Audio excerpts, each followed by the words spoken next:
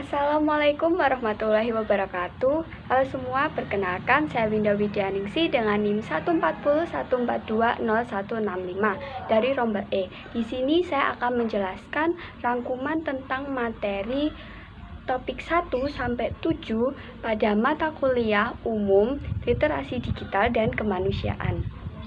Pada topik pertama kita kali ini, kita akan membahas tentang hubungan antara manusia dan teknologi, di mana kita tahu bahwa manusia tidak pernah lepas dengan yang namanya teknologi, walaupun sejak zaman prasejarah. Kemudian, teknologi ini masuk ke dalam 7 unsur kebudayaan, dan teknologi itu bukan hanya sebatas mesin loh ya. Teknologi ini memiliki beberapa unsur. Setidaknya ada 7 unsur yang terdapat di dalam teknologi. Yang pertama yaitu alat-alat produktif, yang kedua yaitu senjata, yang ketiga yaitu wadah, yang keempat yaitu makanan dan minuman, yang kelima yaitu pakaian dan perhiasan, yang keenam adalah rumah atau tempat tinggal, dan yang ketujuh adalah alat transportasi. Dan teknologi ini digunakan untuk memudahkan manusia dalam melakukan suatu kegiatan dan digunakan untuk melindungi diri manusia. Pada awalnya, manusia menggunakan tubuhnya sebagai satu-satunya strategi untuk bertahan hidup. Tetapi dengan seiring berkembangnya dan berjalannya waktu, manusia dapat memanfaatkan teknologi untuk memudahkan pekerjaan manusia. Mesin-mesin bermunculan dan membawa kita ke dalam era yang baru. Pada abad ke-21 ini, kita masuk ke dalam revolusi industri 4.0 dan masyarakat 5.0. Masyarakat 5.0 merupakan masyarakat super cerdas yang muncul di Jepang. Masyarakat ini berpusat pada manusia dan berbasis teknologi. Hal yang mendorong munculnya masyarakat ini adalah perkembangan teknologi yang begitu cepat. Kemajuan teknologi digital ini memiliki dampak positif dan dampak negatif.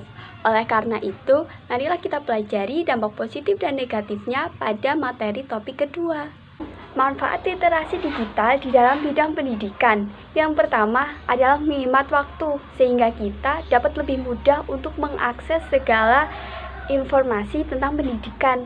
Yang kedua adalah kita dapat belajar dengan cepat.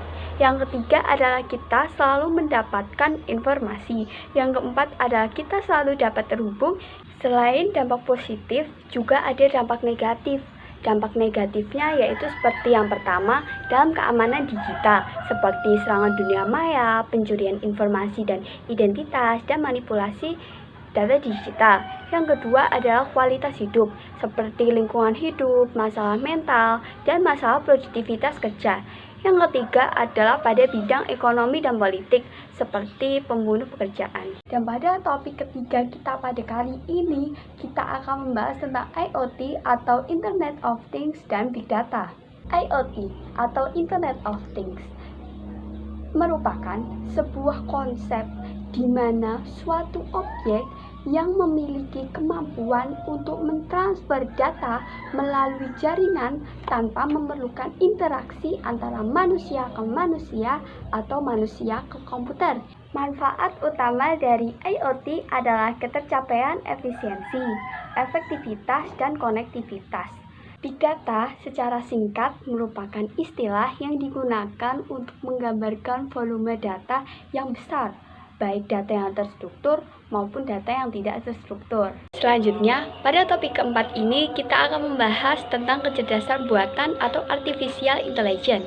Artificial intelligence merupakan mesin yang belajar dari pengalaman, menyesuaikan diri dengan inputan baru, dan melakukan tugas seperti manusia. Dan dari artificial intelligence ada 3. Yang pertama, yaitu membuat mesin menjadi lebih pintar. Yang kedua, kita dapat memahami apa itu kecerdasan. Yang ketiga, dapat membuat mesin menjadi lebih bermanfaat.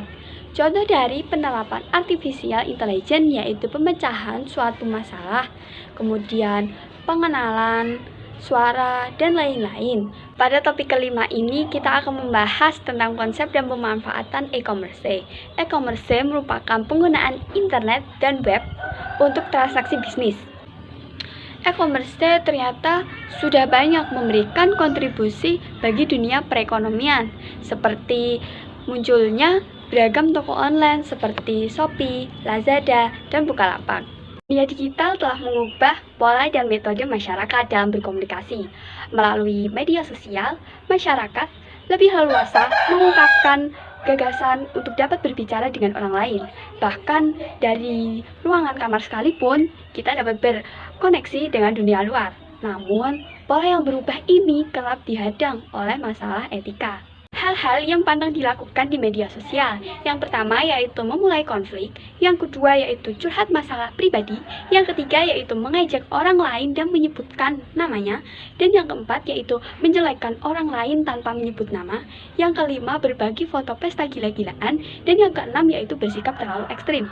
Tips sederhana yang dapat kita lakukan dalam penggunaan media sosial. Yang pertama, kita dapat menyesuaikan penggunaan media sosial sesuai dengan kebutuhan dan minat kita. Yang kedua, kita dapat membatasi penggunaan media sosial agar tidak menjadi kecanduan. Topik yang ketujuh, kita mempelajari tentang aturan hukum tentang informasi dan transaksi elektronik.